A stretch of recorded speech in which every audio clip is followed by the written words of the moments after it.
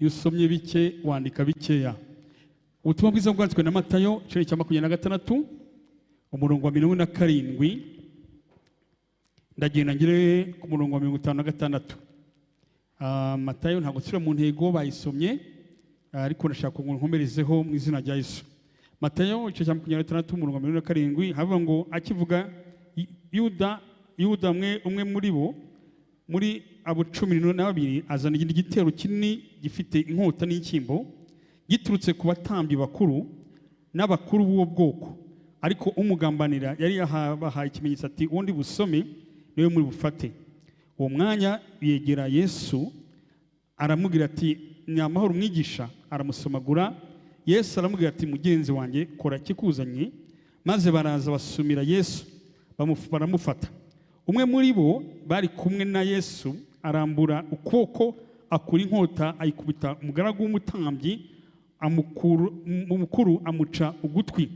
Maze Yesu aramugasubiza inkota yawe mu rwubati rwayo, kuko abatwara inkota bose bazicishwa inkota. Mbese wibwira yuko ntabasha gusaba data akanyohereza abamarayika nonaha basaga iryo 12?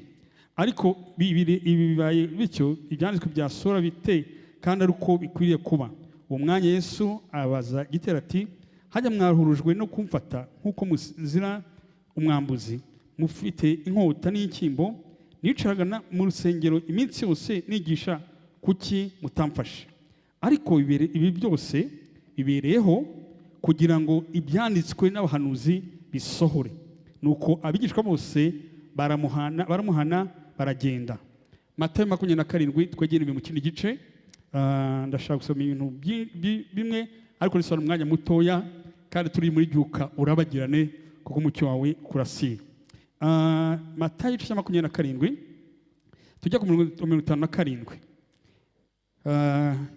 Umurongo 54 Matayo 27:54 tumanuka hasi kugeza dushosha icyo gice. Havuga ngo umutwe w'abasirikari n'abari kumwe nawe barinda Yesu babonye igishyitsi nibaye baratinya cyane bati nukuri uyu yari umwana w'Imana. Hariho n'abagore benshi bari bahagaze kure bareba, niyo bakurikiye Yesu ava i Galileya bamukorera. Muri abo harimo Mariya Magadalena, Mariya nyina wa Yakobo na Yosefu na nyina wa bene Zebedeyo. Nuko nimugoroba haza umuntu w'umutunzi wo muri Arimataya witwaga Yosefu, kandi nawe yari umwigishwa wa Yesu. Ubwo uwo ajya kwa Pilato asaba Yesu, amaze Pilato ategeka ko bayimuha. Asaba intumbi ya Yesu, maze Pilato ategeka ko bayimuha.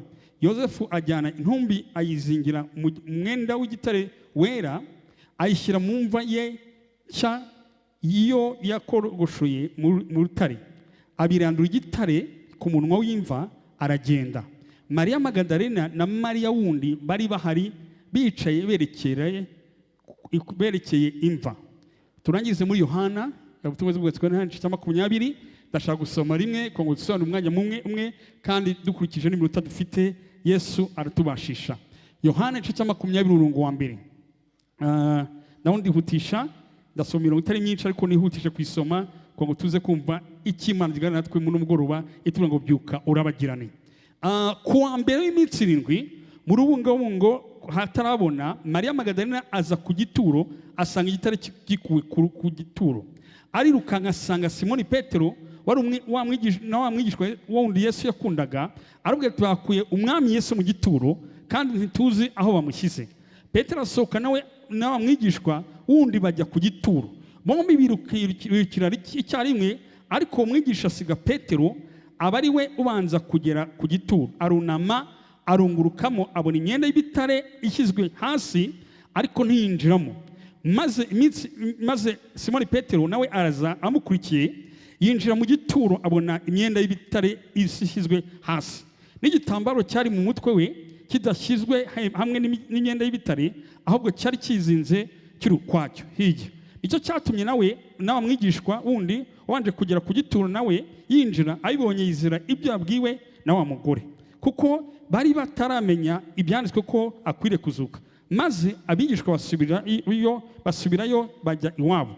Ariko Mariya yari ahagaze ku gituro arira akirira, arunama arunguruka mu gituro, abona abamarayika babiri bambaye imyenda yera bicaye, umwe ku musego n'undi ku mirambizo aho intumbi ya Yesu yari yarashyizwe.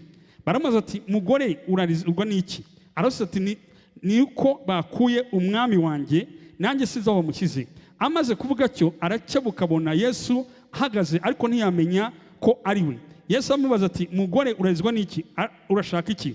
Yibwira ko ari umurinzi w'agashyamba, aramubwira ati, mutware, niba ari wowe umujyanye ahandi mbwira aho umushyize nanjye mukureyo. Yesu aramubwira ati, Mariya. Arahindukira aramwita mu Ruheburayo ati, Rabuni, risobanurwa ngo databuja. Yesu aramubwira ati, ntunkore uko ntarazamuka ngo njye kwa data, ahubwo ngiye kubwira bene data yuko nzamutse ngiye kwa data ari we so, kandi yuko Imana yanjye ariyo Mana yawe. Mariya Magadalena aragenda abarira abigishwa inkuru ati, nabonye umwana, kandi abatekereza ibyo yamubwiye. Nuko ku uwo munsi mugorobye uwo wa mbere w'iminsi 7 abigishwa bari bateraniye mu nzu zikinze ko batinyaga Abayuda. Yesu araza ahagara hagati yabo arabwira ati, amahoro abe muri mwe. Yesu yongera kubabwira ati, amahoro abe muri mwe. Uko data yantumye niko nanjye mbatumye. Umurongo wa 22, amaze kuvuga cyo abahumekeraho ati, nimwakire umwuka wera. Amen, amen, amen. Mu kazi nkora ka buri munsi tujya dutanga amasoko yo kubaka, hakaza abantu bakapiganirwa. Hari rero faze bakunda kuvuga bose bashyiramo ngo ni field preparation, mbese ngo ni ugutegura site izubakwaho. Ubanza nanjye muri no minsi 2 ngiye gukora ku kazi ka site preparation ko gutegura, hajya gutegura tere, kuko hari ikintu Imana ishaka kubaka. Hari ikintu kinini Imana ishaka kubaka muri 21. Rero munyemere uyu munsi nejo ngewe ndebe uko nasiza, hanyuma hazaza abacukura n'abazamura n'abashyiraho, ariko nyuma y'iminsi 21 tuzabona icyo Imana igambiriye mu izina rya Yesu. Mwanyemerera ngafata abantu 2 b'abashyitsi 3 baje twese tuje kubaha ubutumwa bwiza, bazanye robot, gasaba abantu 2 hariya bakaza, mwaza mugatambuka 2 muri mwebwe, yego n'umama umwe hano yaza, mukazana intebe zanyu mukafasha kwigisha.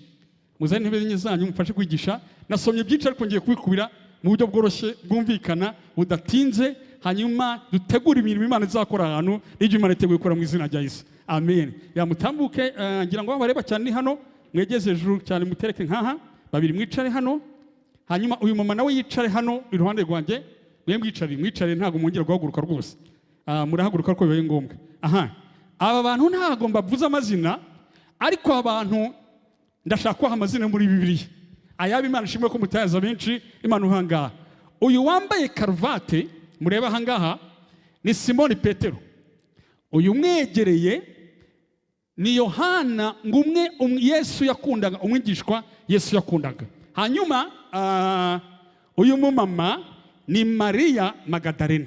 Ndashaka kubahuza ngo byukura bagirane ciye mu bintu ngiye kuvuga ahangaha. Abantu uko ari 3 bafite amateka nabo n'Imana, kandi abantu turaza kubareba mukura na Yesu akabiyereka, kuko uyu mucyo nta wundi, uyu mucyo ni Kristo.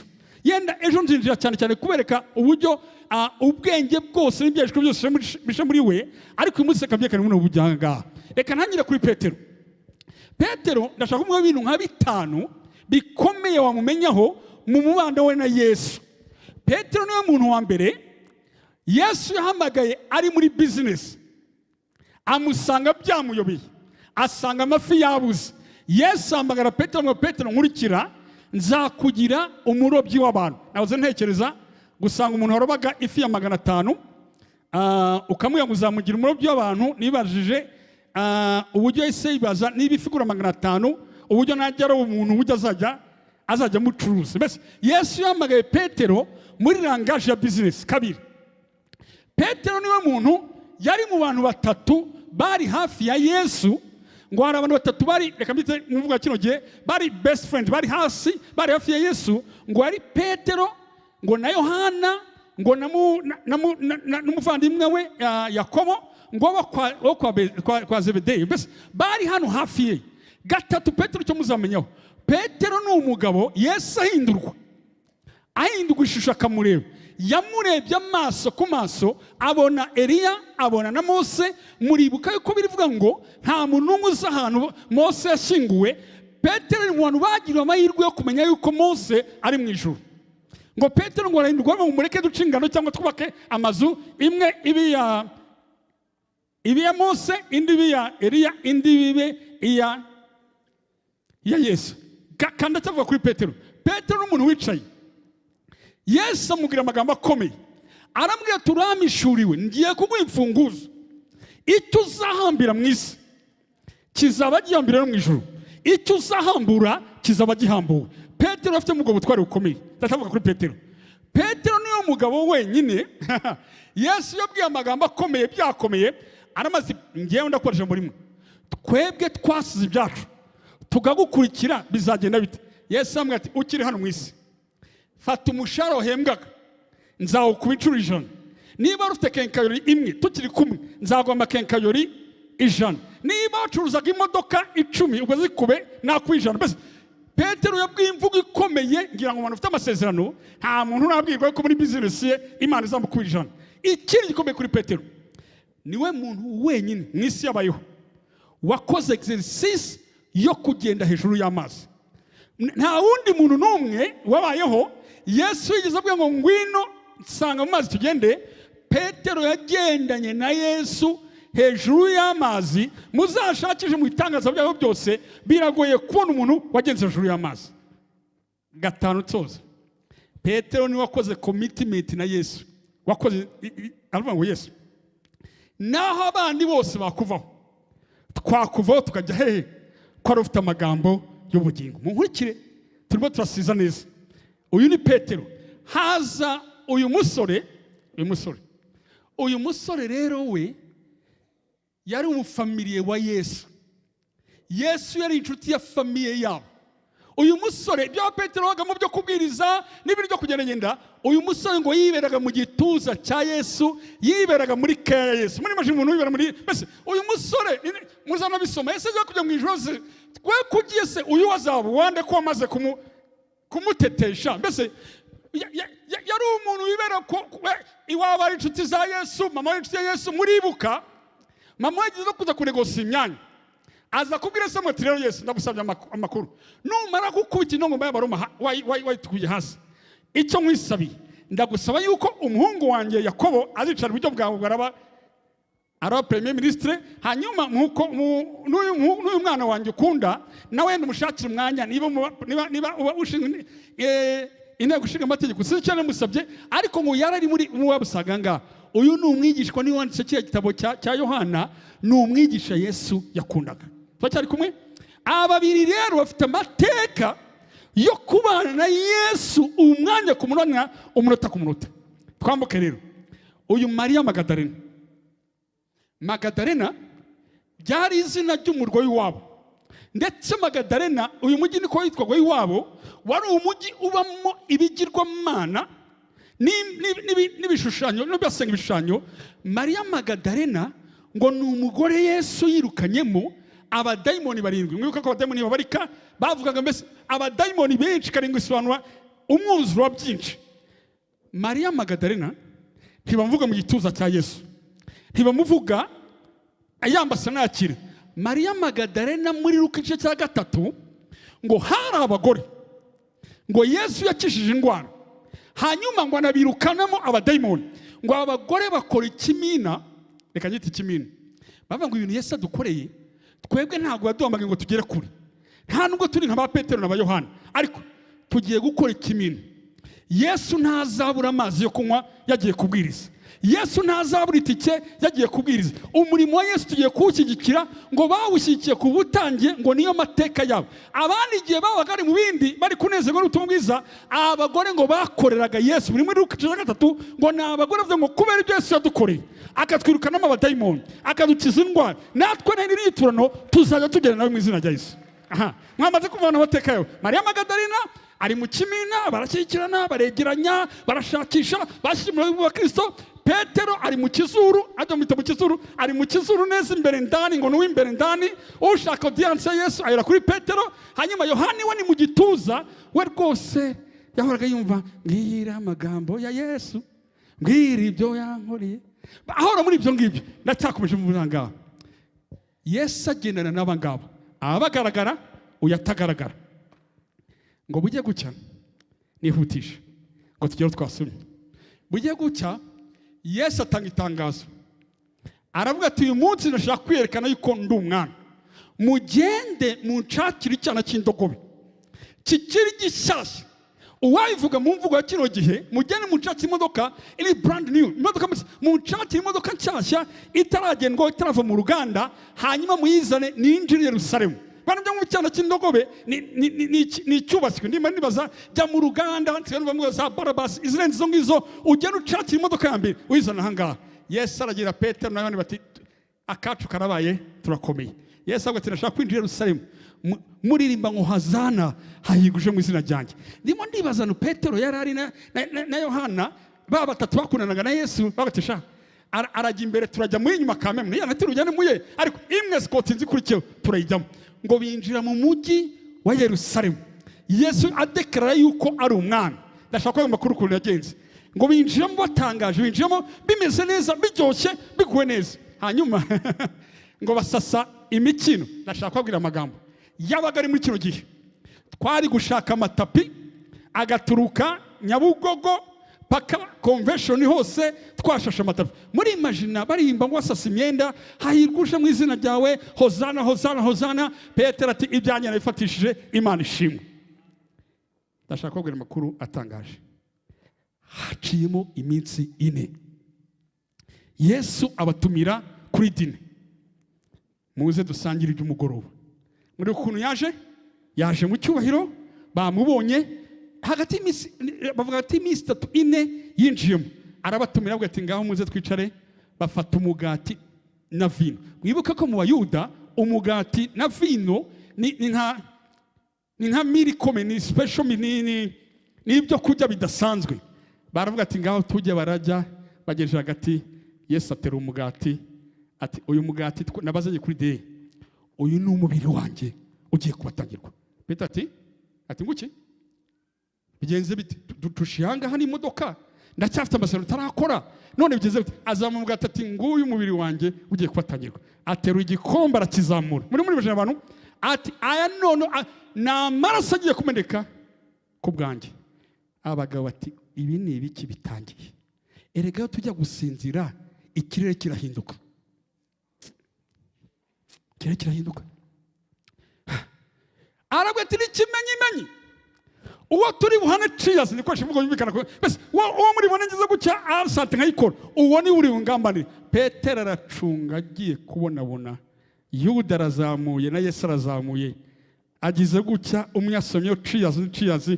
Petero n'ubu amyaka nigishe muri Bibiliya, niyo niga muri Bibiliya, ndacyashaka iki kibazo kikanyobera neza.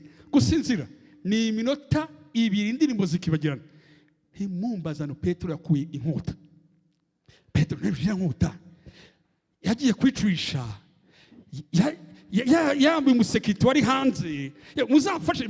Ntago nibazano Petero iriya nkota yikuye ngo Petero itashyira inkota mu rugo batatu. Noneho rero birahindutse, ubu twayibonye. Ubu iyo bijya guhinduka gusinzira, igihe kiraguhindukirana ukajya ngo sicyo bayo. Petero abika inkota mu rugo bati. Yesu anje tujye gusenga mu gashyamba k'Igitsemane. Ngo bagere mu gashyamba k'Igitsemane ngo batangire gusenga. Yesu ati dusenge. Petero ati ngo abandi bari babasize, hari hasigaye ngo Yohana mwishwe Yesu yakundaga, ngo na Yakobo, ngo none yari yazamukanye batatu ngo ajya gusengana. Petero abwira Yohana na Yakobo ati Yakobo, Yohana, ibi by'amasengesho byarangiye, nibitseho inkota, mwebwe reka twisinzire. Abajya gusenga bajya gusenga, twebwe twisinze. Nuko gusinzira bujya kwatangiye inkota yagize mu rugo bati. Nkurikije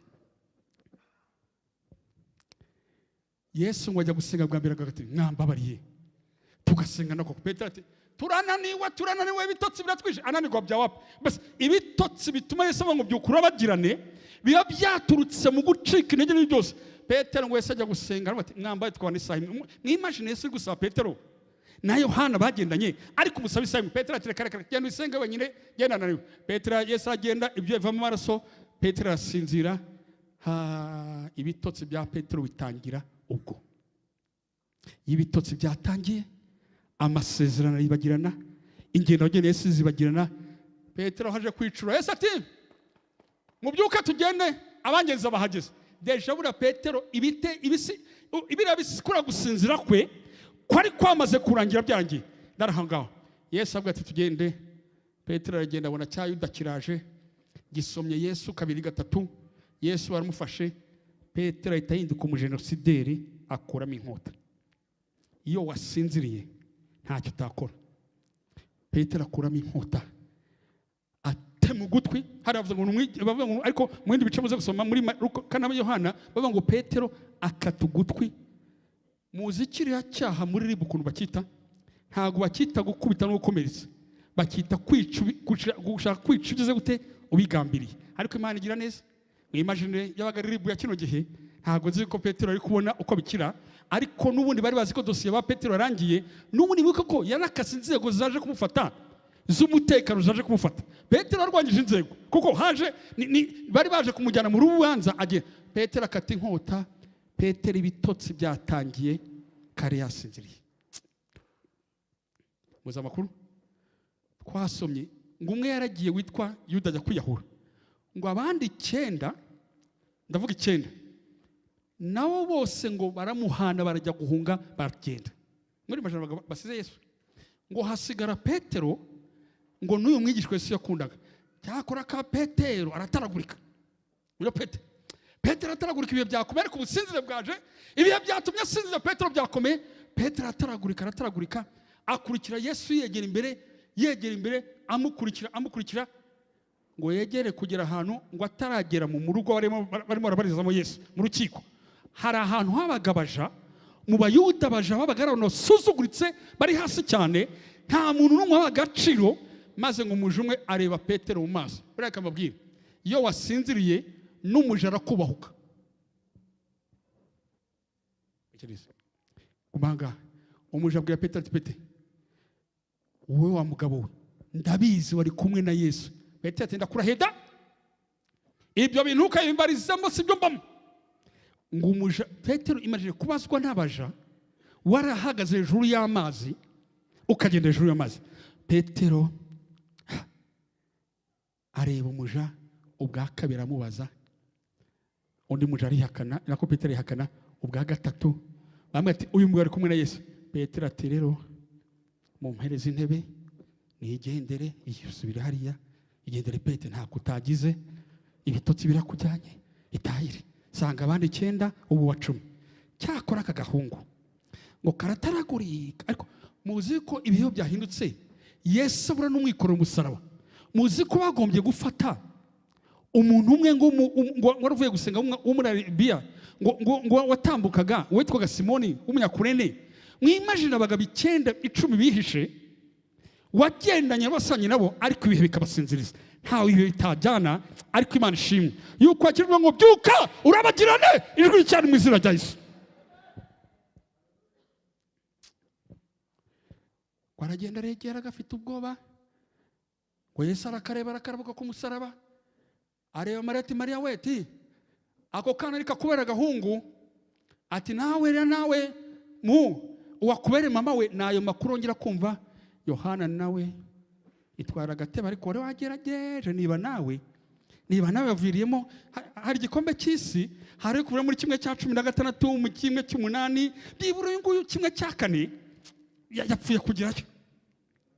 Iyo wasinziriye ntawe utagenda. Ariko dore nguyu Mariya Magadalena, uyu mugore ibitotsi by'ibihe byamutwaye.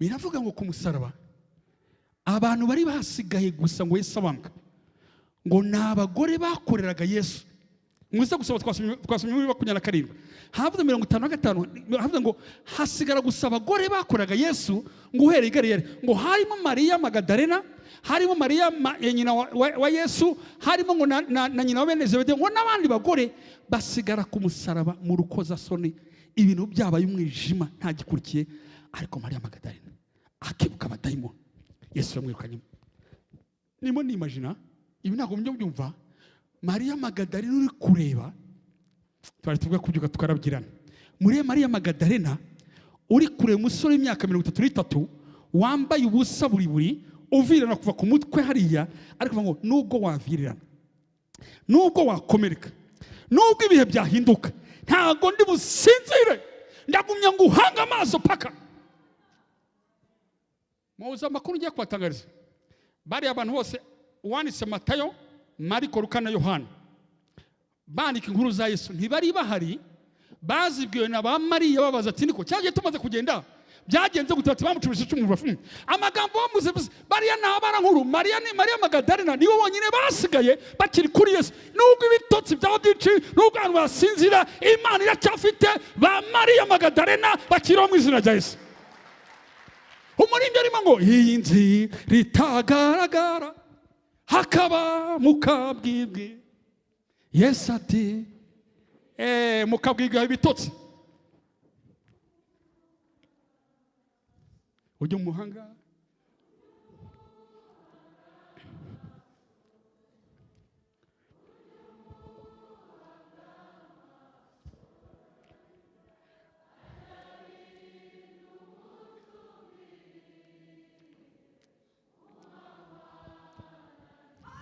dore abantu badasinzira ndimo ndibaza Mariya Magadalena ntibavuga by'umugabo aho ariko nimoza family kubaza ati Mariya Magadalena uri he ndi ku musozi inyabihanga wagiye gukorera iki nta mugabo muzi wanyirukanye abadayimoni yego nta mugabo muzi najyaga gupfana amafaranga kuri konti ya famiye hajya gushyigikira yego wagiye gukora iki ati baramanitse yambaye ubusa bari kumucira amacandwe uracyakora iki ndacyafitanye n'amateka yanyirukanye mu badayimoni nubwo ibihe byahindutse nubwo yabyirabuye nubwo bikomeye Mariya Magadalena yitegereza Yesu ari ndashira mu mwuka birarangira ibyiringiro birarangira Mariya Magadalena bati icyo nzi cyo haracyari ibyiringiro yuko naho igiti cyatemwa gishobora kongera kigashibuka haracyari ibyiringiro yuko uyu mugabo nakurikiye ntazamusiga nubwo ibitotsi byawe byinshi mwimaje ikiganiro Petero kuganira hariya ati naho ngamwe ari mwiharahaisha turajya kwa kandi kazi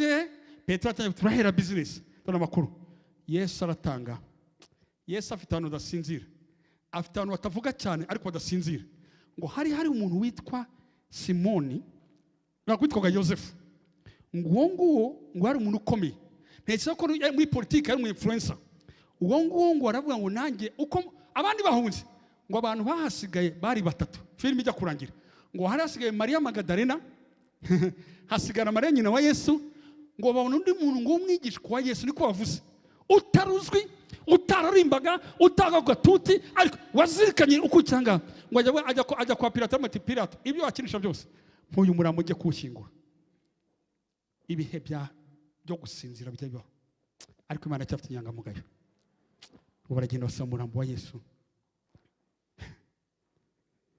uriya murambo wa Yesu wikorewe n'abantu batatu uri kunekereza ngira ngo Simoni yakugira ngo Yosefu yafashe ibitugu yikoreye igice kinini kiri umurambo akaguru kamwe Mariya Magadalena agafata akandi Mariya nyina wa Yesu aragafata ngo baragenda bamugeza ku gituro hanyuma ngo hasigara abantu babiri turangije igice cya 27 ngo hasigara Mariya Magadalena na Mariya nyina wa Yesu batumbiriye imva ya Yesu igihe cy'umwijima igihe cyo gusinzira igihe kitagaragara umunsi ucamo ngo kuwa mbere w'iminsi 7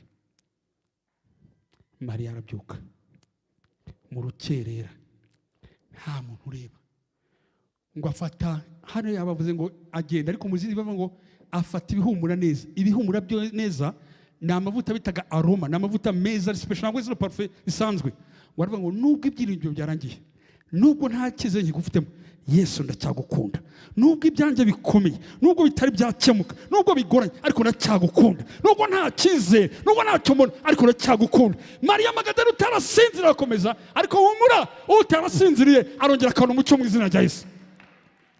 Mariya Magadalena ngo aragenda yububa, ngo ahageze ngo asanga igituro kirangaye. Mariya ati nubwo uyu mugabo atakiriho, ndaburana intumbi ye paka amenya abayibye. Atari kuhajya kureba ko ba Petero bagihari, hongera nkajya kubitabaza bakaza. Disi Mariya we, ngwino hongera hamagara abagabo, ariko abagabo ari he? Ibitotsi we. Mwamuretse mumatsi gatoya. Mariya ati mwiriwe ati twirirwa dute ko takiba twapfuye? Muze imva Yesu irarangaye, ubanza bamwibye, mugaruke musanga. Yo wakihanganye ko wajyamye mu gituza cye. Petero ko mwagendanye, mwabaye abantu b'abagabo koko, byura mugabo bukaza tujya kuruko bimeze. Bati tugende tujye kureba. Hanyuma ngo kano ka Yohana kari kazi kwirukanka, ngo karirukanka karabasiga. Karaza kariruka karabasiga. Kareba mu gituro. Reba mu gituro. Wasanga ni imyenda y'umweru. Baza baturutse sereka da. Bamwambika ntibari baragiye. Babona mu imyenda y'umweru gitare. Ati Petero ati ngwino urebe. Petero areba. Ati disi nawe ugihari. Ati ati bya bintu byararangiye. Muza makuru ngo barongera bisubirayo sha. Ariko ibi yewe usinzire we kawe Kristo. Mungurike timotazamuka mu rwego rundi. Mariya Magadalena aravuga ngo ntago nsubirayo, ndagumya ntumbire. Mariya Magadalena ngo yatumbire, aravuga tanga hava umucyo, sinzi igihari kirasa nkaho ari umwijima, ndi kubona imva nta kiriyo, ariko ndagumya ntumbire. Uko atumbira ngo abona abagabo babiri ngo bambaye imyenda y'umweru. Umucyo atangira kubona, amateka ya Mariya Magadalena atangira guhinduka. Umwijima abonaga ngo abonaga ati mwabagabo mwe nababonye, ntago mucika, murangeza ku mwami wanjye, mubwire mwamushyize.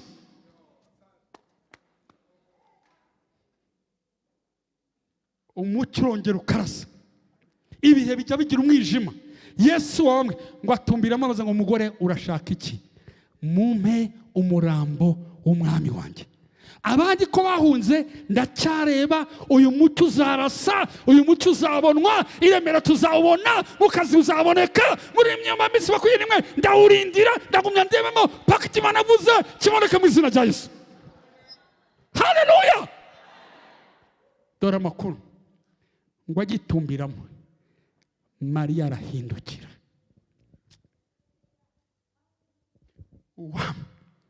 Muri aya masengesho ngo wongere uhindukire, ubone ibyo utari warabonye. Ngo abone undi mugabo udasa n'uwo ku musaraba, udasa n'uwo yabonye, udasa n'uwo yarebye, udasa n'uwo yakozeho. Aramubaza ngo Yesu amati mugore urashaka iki? Ngo yaragize ngo ni umurinzi w'agashyamba. Iyo umucyo ugarutseho uyoberwa yuko rero mwabanaga. Muza amakuru isura Yesu yaratunze Yesu ku musaraba bambwe, ya Mariya karinda n'ubusa. Yesu amugarukaho mu isura nshyashya. Dore amakuru aramubwira ngo urashaka iki? Aravuga ngo nabuze umwami wanjye, ndashaka umenya n'utari wamwibye. Yesu aramubwira ngo mu makuru, haleluya, Yesu niwe mucyo, iyo gutsinzira we byuka Kristo ongere akumurike. Ngo arebye yumva ajyajwe, yibukaga. Aravuga ngo Mariya we, uri ngo musa ngo Rabuni. Aravuga ngo izwa ngo umwami wanjye. Aravuga ngo ntunkoreho, ubu ndi umucyo. Ntunkoreho, ubu nje gutanga ibyiringiro. Ntunkoreho, nje mu yindi isura nshyashya. Genda tangaza n'imakuru, ubabwire ngo yabonetse, umucyo wabonetse mu izina rya Yesu.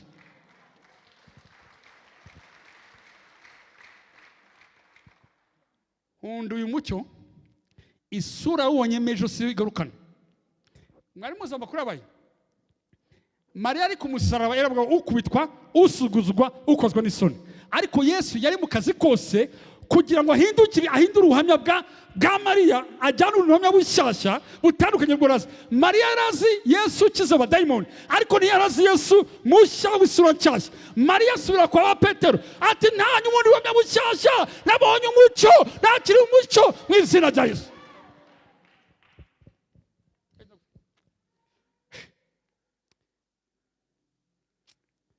Mariya ajya gutangaza inkuru. Bimeze gute? Natanye ubuhamya bushyashya. Wowe wamurindiriye, wowe umazeho iminsi, ndakwifuriza ubuhamya bushyashya mu izina rya Yesu. Muri ibyo uranga muri worship team waze ngo karimbo kamandimbira mbere ko njya kukiriro njyanga. Muri ibyo muri worship team cyangwa muri ibyo mwe nasanga. Muri nta muri ibyo hafi muze mufasha tubwirizanye. Uturage ngwino fata kamikoro nkubwira karimbo. Mane cyangwa kundira no kutameze nk'abantu vuga karimbo gatoyi karimbo. No kutameze kakashyirimo ngarimbe ariko kuko ntazi. Ngaka. Reka ndirimbe bari imbere nkavuga yego. Ariko mani cyo ngukundira. Iya ntebe yawe. Washize ibanga ryanjye nawe. Ariko mani cyo ngukundira. Nuko utameze nk'abo. Mu byaturu bivuga cyane. Ariko mani cyo ngukundira. Ongera babwire. Ariko mani cyo ngukundira. Nuko utameze nk'abantu. Washize ibanga ryanjye nawe. Ariko mani cyo ngukundira. Yakwicara. Muzima mvuze n'uvugo. Ubundi yabaga ameze nk'abantu. Amaze kuzuka. Abantu ba mbere atari kongera kuvugisha. Ibare abagabo. Ariko icyo tumukundira nuko atameze nk'abantu. Haleluya! Icyo tumukundira yazanye umucyo ntameze nk'abantu. Dore amakuru arongera ajya gushaka aba bagabo. Muzangaze Petero na Yohana muzangaha. Ajya kubashaka. Ubundi njyewe wabaradiritse nimero zabo zarangiye. Ariko icyo tumukundira ntabwo ameze nk'abantu. Wowe utagiye kubeshya abagabo bakora iki koko? Mu gifugisha kure. Ariko uyu mucyurashe Yesu ntanzikagira. Uriya mugabo ntago ajya siba amafone y'abantu ngo asibe amasura yabo. Oya, ubundi umuntu abati narakubonye warakoze. Muza makuru umucyuraza ngo Petero na Yohana. Bari amagambo bakirije. Amahoro. Amahoro. Amahoro. Abe muri mwe. Muri amasengesho. Itewe watinze naho guye naho wageze umucyo watangaje ngo amahoro abe muri mwe.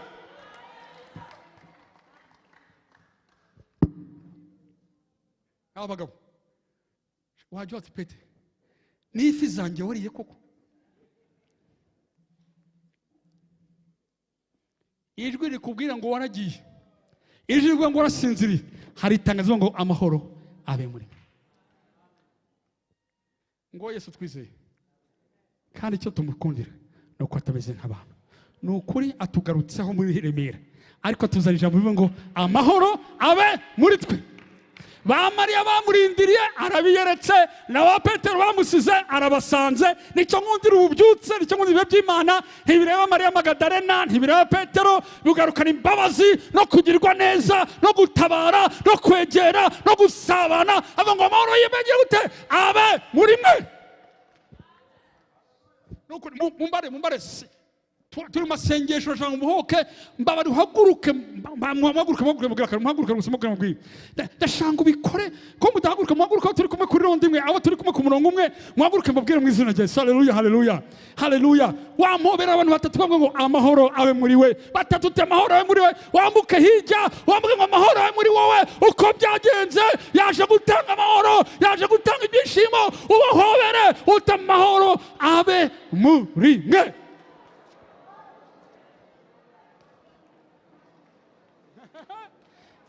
Amahoro abe muri mwe.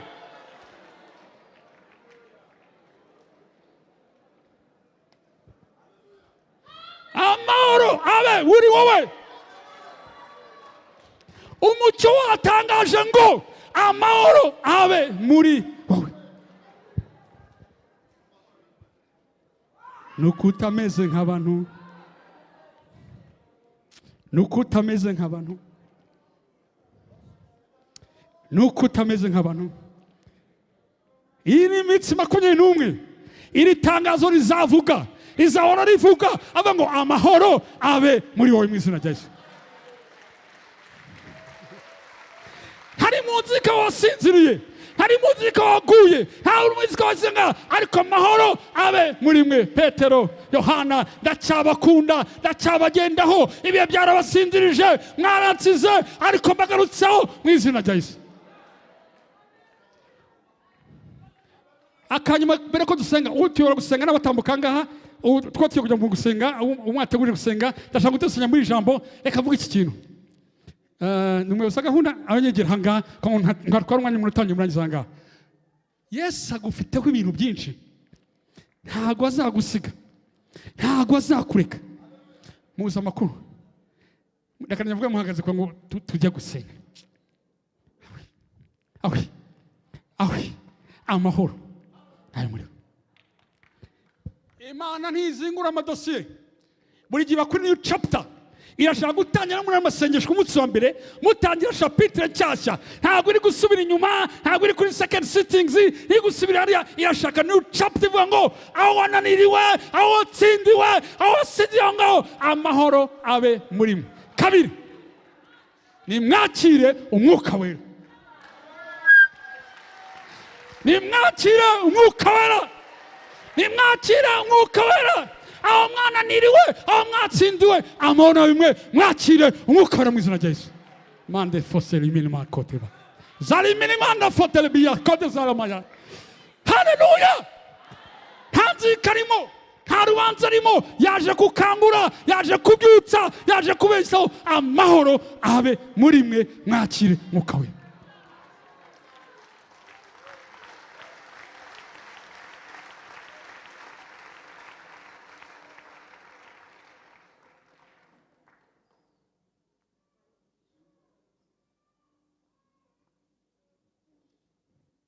Uyu mugabo, uyu mucyo wacu, mwegeye 21. Petero nene kubyakira. Hari jagarukaho bikakunena kubyakira. Hari jakuzana n'urukundo rwinshi ukananirwa kubyumva. Ariko n'umutunzi w'imbabazi. Mu gice cya 21, Petero abwira ngo murabizi wapi ibintu sindabyakira. Hari abantu batarakira ko umucyo waje. Hari abantu bigora kubyakira. Muzi ko Petero 21 yafasha abandi avuga ati tugende kuroba tuve muri ibintu. Yesu avuga ati ndagukurikira n'ubwo ujya kuroba. Ndagukurikira. Iyi minsi 21. Haleluya. Iyi minsi 21. Imana izanye imbabazi no kugira neza zirenze ibipimo byawe. Irashaka kugira neza mu rwego utamenya uko ari igarutse. Muzi ko Petero abacitse agasubira kuroba, agakora akagwiki akagacikana. Yesu umuseke wa nijoro babona Yesu yahageze. Ati Petero ndacyakuriho. Amahirwe ya mbere yakabinje kuyatanga. Iyi minsi 21 uve muri rusange umwegere akwegere kutumwegera. Muri kwibaza ko 21 mwaje kumushaka, ariko ntimwaje kumushaka, yaje kubashaka. Akantu ugapostinge wandika ngo 21 bambwiye ngo ntiyaje twaje kumushaka, yaje kudushaka.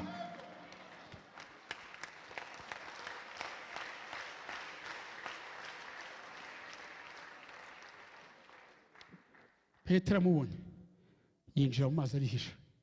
Yesu avuga ngo bana banjye uracyafite ibyo kurya.